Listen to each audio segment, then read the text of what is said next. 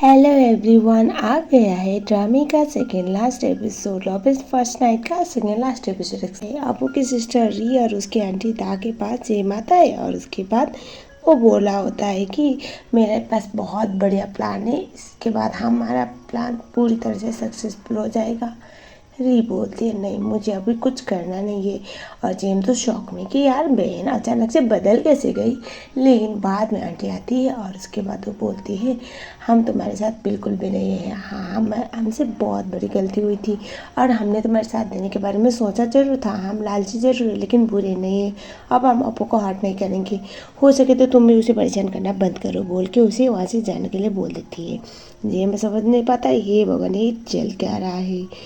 At that point हम देखते हैं अगले वाले सीन में अपू और मोइन एक दूसरे के साथ थे, बहुत ज़्यादा मस्ती मजाक कर रहे होते हैं। और इंसर्ट बता दो तो इन दोनों का जो लवी डबी कोजी वाला मोमेंट्स था उसके बारे में एम्प्लॉयज़ को पता चल जाता है। एक एम्प्लॉय देखता है और उसके बाद पूरे पार्क में फैला देता है ये बात, जिस बात की वजह से सब लोग शौक में आते हैं। अब सबको ऐसा लग रहा था कि अपू वहाँ पर बेटे दोनों को टू टाइमिंग कर रही है, मतलब एक ही टाइम पे दो लोगों को घुमा रही है, जो सुनने में भी अच्छा नहीं सुनाई दे रहा था और ना ही अपू का इमेज इस वजह से अच्छा बन रहा था। और उसके बाद इसके बारे में उसे पता चल जाता है अपू को। अपू ये सुनने के बाद शौक में आ जाती है क्योंकि उसके आंटी री से ये पता चला था।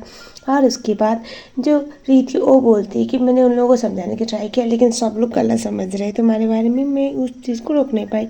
अब वो बोलते टेंशन मतलब मैं हैंडल कर लूँगी। और उसके बाद हम देखते हैं फुटीन को इसके बारे में पता चल जाता है।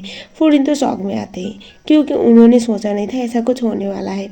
अब उनका तो प्लान था बस अपने बेटे को इस यहाँ पर लाने के लिए अपू को अपने लाइफ में लेके आए थे, लेकिन उन्हें थोड़ी पता था कि अपू का इस तरह से इमेज खराब होने वाला है, जिस बात की वजह से वो मोइन के आंटी से आइडिया मांगते हैं। तभी मोइन की आंटी बोलती है कुछ नहीं, तुम्हें ना कुछ ऐसा करना पड़ेगा जिसकी वजह से लोगों का ध्यान भटके, या फिर तुम ऐसा भी कर सकती हो लोगों को ना समझाओ कि सच क्या है और हमारे लोग इतने बुरे नहीं हैं, वो समझ जाएंगे। और उसके बाद फूडीन सोचते हैं अगर मुझे ये पता होता कि अपू और मोइंगो एक दूसरे से प्यार है उस टाइम पे मैं कभी ये प्लान लाता ही ना। अब मैं समझ नहीं पा रहा हूँ कि अपू का इमेज सही होगा या फिर नहीं। और उसके बाद आंटी समझाती है नहीं हो जाएगा, तुम टेंशन मत लो। एट दैट पॉइंट हम देखते हैं अगले वाले सीन में ये बात उससे समझाने की ट्राई करती है, पहले डांटती हुई कि ऐसा करना नहीं था। तभी मोइंग बोलता है कि तुम्हारे बारे में कोई बकवास कर रहा था तो मैं कैसे सुन लेता। ये सुनने के बाद जो अपू थी वो बोलते कि ये ज़रूरी नहीं है ना कि हर चीज़ का हम रिएक्शन दें, कभी कभी कुछ चीज़ें सुन के रहना भी ज़रूरी है।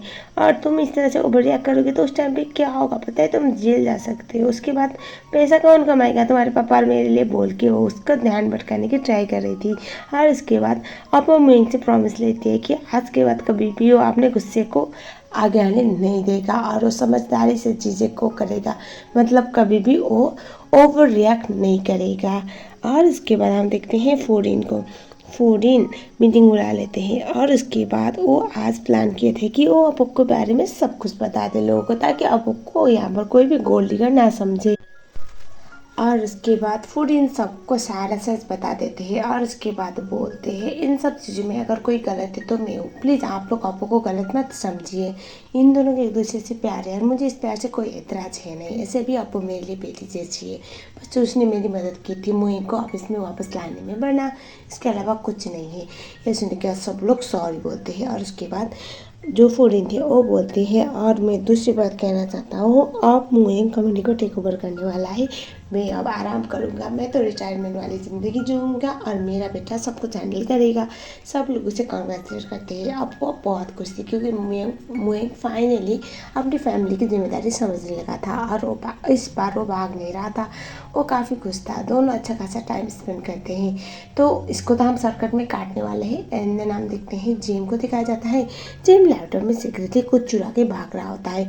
इसको देख लेती है री इन्फॉर्म करती है मोइन को और उसके बाद हमें दिखाया जाता है मोइन जेम के पीछे भागने लगता है, लेकिन वो भागे जा रहा था। बाद में उसे पकड़ा जाता है। पकड़ने के बाद पूरे पार्क वाले लोग पकड़ते हैं और उसके बाद अच्छी खासी धुलाई होती है जिसमें अपू भी अच्छा खासा योगदान देती है। और उसके बाद हमें दिखाया जाता है जो अपू थी उसको वो उस तरह से धोती है जैसे कि कोई कपड़ा हो और वो धोबी घाट में धोया जाता है। और उसके बाद जो जेम था यहाँ पर जिस पोजीशन में अपॉइंट हुआ था उसका सबसे निचला पोजीशन, मतलब इस पार्क में सबसे लोएस्ट पोजीशन में जिसको काम करना होता है उस पोस्ट में उसे यहाँ पर काम करने के लिए रखा जाता है। जो देख के तो जिम बहुत ज़्यादा परेशान हो रहा होता है क्योंकि उसको ये सब कुछ करने की आदत तो बिल्कुल भी नहीं थी।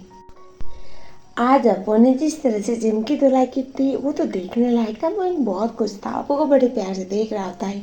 अब वो बोलते क्या हुआ, ऐसे कैसे देख रहे हो जैसे कि मुझे अभी कच्चा चबा जाओगे। ये सुनने के बाद वो स्माइल करता है और वो बोलता है मैं कभी सोच नहीं सकता था तुम्हें इस तरह से बदलोगी। ये सुनने के बाद वो बोलती है तुम्हारा मतलब तभी। वो हंसता है और वो बोलता है तुम्हें याद है जब वो पहली बार इस पार्क में आया था मैं कितना इनसिक्योर हो गया था और मैंने तुम्हें उससे दूर जाने के लिए ट्राई करवाया था ताकि तुम हर्ट ना हो, क्योंकि मुझे पता था वो तुम्हारा एक बॉयफ्रेंड है। अब वो बोलती है ऐसा क्यों। तब वो बोलता है भले मैं तुमसे थोड़ा सा इरिटेट जरूर हुआ था, भले मैं तुमसे थोड़ा सा इरिटेट जरूर हुआ था लेकिन ये भी सच था कि मैं तुम्हें पसंद करता था और ये चीज़ मैटर कर गई। ये सुनने का था वो स्मेल करती है और बोलती है उसका मेरा सब कुछ ख़त्म तब हुआ था, मैं जब आइलैंड पे गई थी तो तुम टेंशन मतलब बोल के उसको ऐसे मस्का लगाती है। वो मोइंग के पास होती है और उस टाइम पे मोइंग अपो को बोलता है मैंने तुम्हें एक बहुत बड़ी बात बताई नहीं। अपो बोलती है बताओ कौन सी वाली बात। तभी जो मोइंग था वो अपो को बोलता है कि मुझे स्लीप वॉकिंग वाली बीमारी है। आपको याद होगा मोइंग को रात में उठ के जगने की बीमारी थी, मतलब उठ के इधर उधर चला करता था। इसलिए के बाद अपो बोलती है वो तो मुझे पता है। और उसके बाद हमें पता चला जब जो मोइंग था उसके लाइफ में इतनी सारी प्रॉब्लम्स आए जा रही थी जिसकी वजह से उसे इतना कुछ झेलना पड़ रहा था। उस समय पर उसने बहुत बार रियलाइज़ किया कि वो जब सोता था तो एक जगह पे हुआ करता था लेकिन जब वो उठता था तो वो अपने आप को कहीं और पाता था। उसी टाइम पे उसे रियलाइज़ हो गया। उसे स्लीप वॉकिंग के बाद में उसने ट्रीटमेंट लेने की ट्राई ज़रूर किया था लेकिन वो वर्क नहीं किया। लेकिन अभी बहुत टाइम हो चुका है और वो थोड़ा थोड़ा करके बेटर हो चुका है। ये सुनने के बाद अब वो बोलती है तो ये सब कुछ मुझे क्यों बता रहे हो। वो बोलता है जिस दिन तुम मन में पहली बार वहाँ पर मिले थे मतलब आइलैंड पे, उस टाइम पे जब उसने उसके साथ नाइट स्पेंड की थी उस टाइम पे उसको उसके लाइफ का सबसे बेस्ट मोमेंट मिला था। उसने ये रियलाइज़ किया था कि ये मेरी लाइफ ये लड़की मेरे लिए बनी हुई है क्योंकि जिस दिन उसके साथ सोया था उसे एक सुकून मिला था। यही वो सब कुछ हमें उसे बताता है।